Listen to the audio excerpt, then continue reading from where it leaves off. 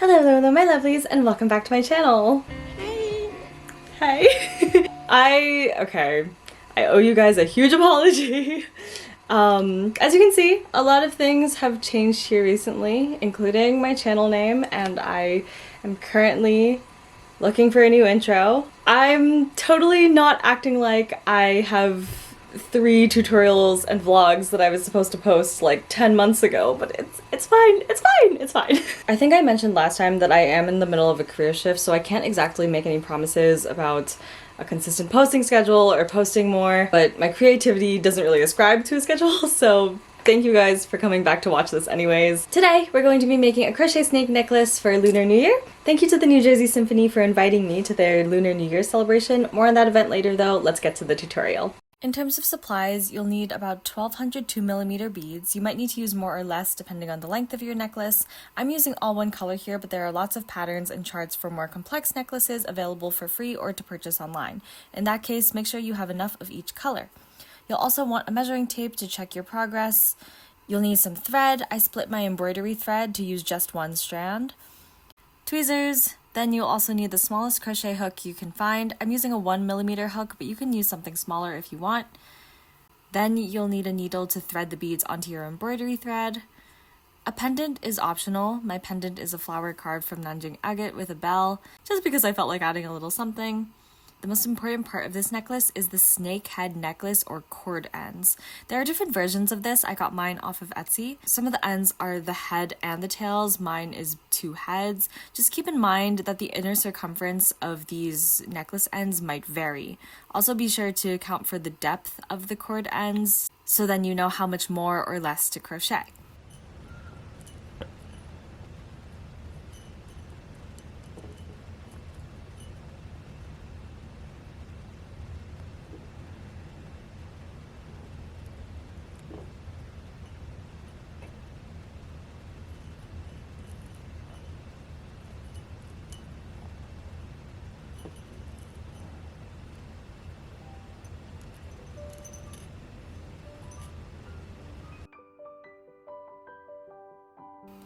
One more thing I should mention, if your beads get stuck on your needle, you can add some fray check to the end of your embroidery thread so that it'll be easier to poke the bead through, like so.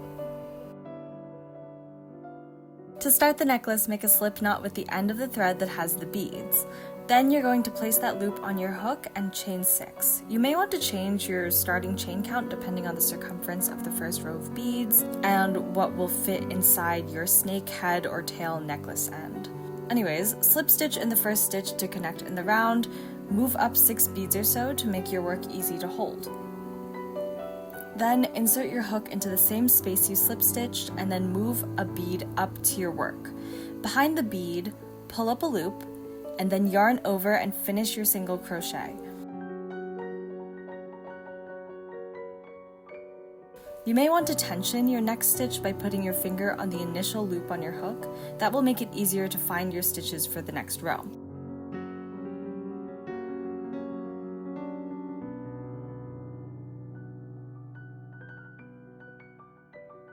Repeat this process until you've single crocheted into each stitch in the round.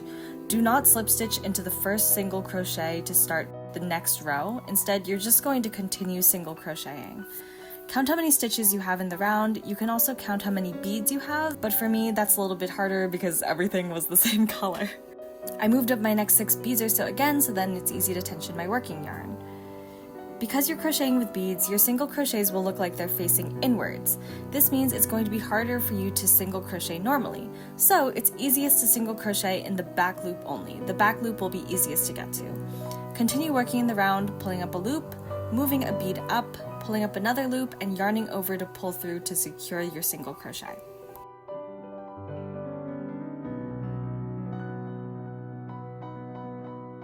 Every few single crochets, count your stitches to check that you have the correct number of stitches in the round. The next space to single crochet might be a little hard to find sometimes because of the way you tensioned your yarn for the stitch that you just worked. And yeah, that's basically it!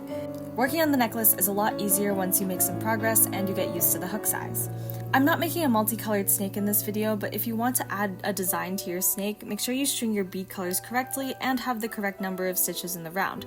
That will be essential to making sure the design matches up to your pattern.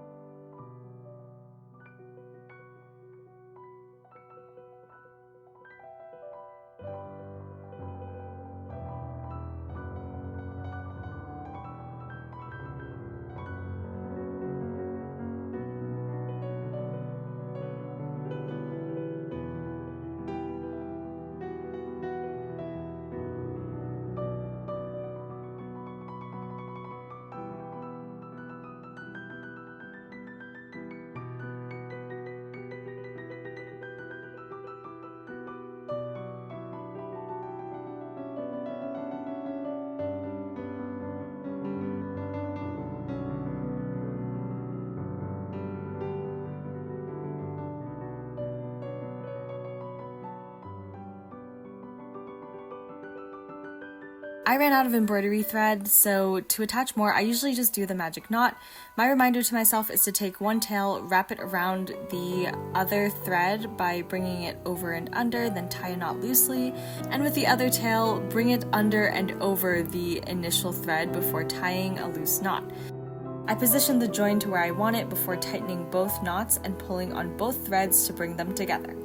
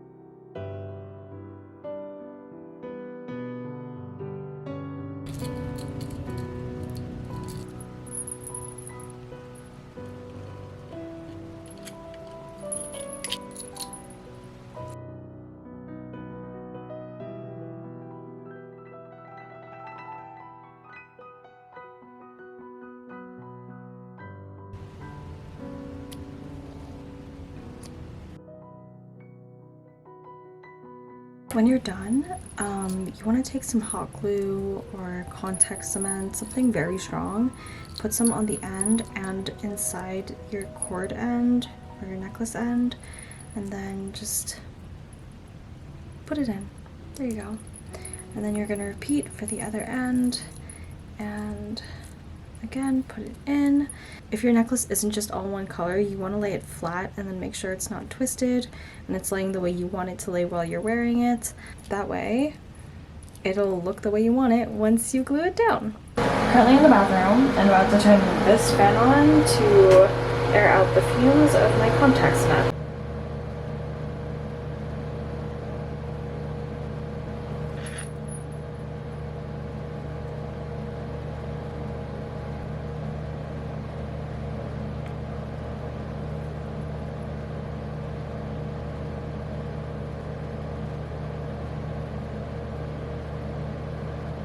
Hi! So I really thought I was going to have like 10 days to work on the rest of the outfit, but no, I have less than 24 hours. So I have to make the bow. I'm not really going to like make this part as much as a tutorial as I thought it would be. I also am like kind of freehanding this, so I'm just gonna show you how I made it. I am also sort of making this for a future cosplay if I ever get caught up on One Piece, I don't know. I decided to add some boning into the bow just to keep its shape because I really don't like when it gets too floppy. I also added a tulle lining. I have some netting, but I think that's a little bit too stiff and too heavy, so we'll see what happens. But yeah, let's get sewing.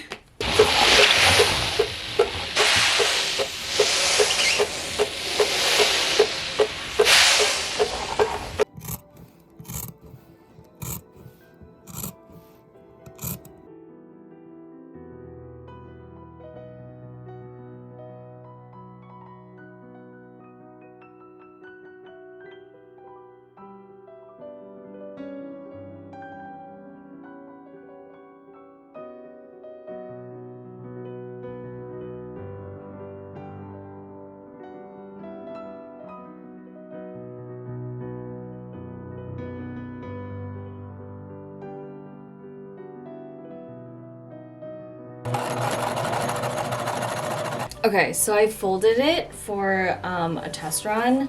It's a little bit floppier than I expected, but it does have a little more structure. I'm thinking of doing a basting stitch to the actual exterior itself. I think this is going to be another one of those trust the process projects.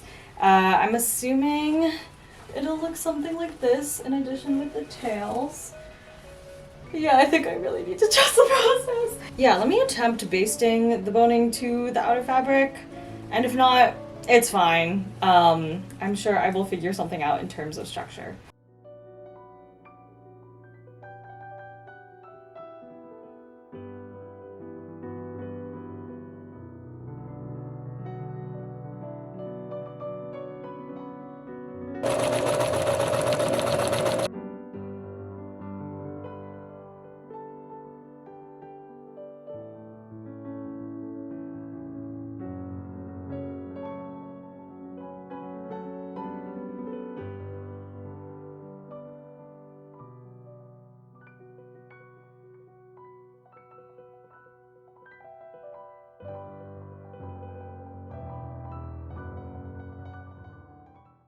Once you've sewn the ends closed, then you're going to pinch it in the middle, pinch it halfway up, and pinch it at the top.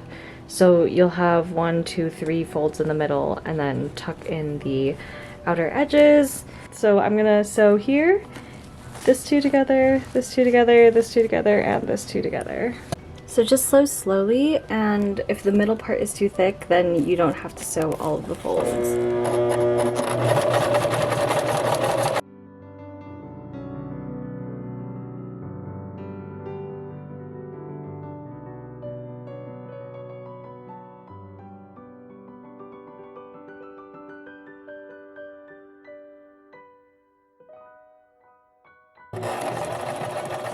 It's post-performance, and here is the final look. I almost didn't finish the bow in time, and I didn't even get to give it a final press or steam, but fortunately one of my friends came over and helped me with the finishing touches, and we left my house 30 minutes later than we were supposed to. Despite being late, we still had a really good time. We headed in for the performance, and it felt so fast. We watched Min Kwon and Michael Fabiano, and some of my favorite pieces that we listened to were Patricio Molina's arrangement of Arirang and Puccini's Nessun Dorma, of course. Huge thank you to Hannah at the New Jersey Symphony for setting this up. It wasn't available for last year's Lunar New Year celebration, but she decided to invite me again. Thank you so much, I had a really good time. It is a little past midnight, and I have not slept or eaten properly for the past several hours, so roll the outro. If you enjoyed this video, kindly hit the like and subscribe button to join the stitches in our seams, and I will be seeing you next time. Bye!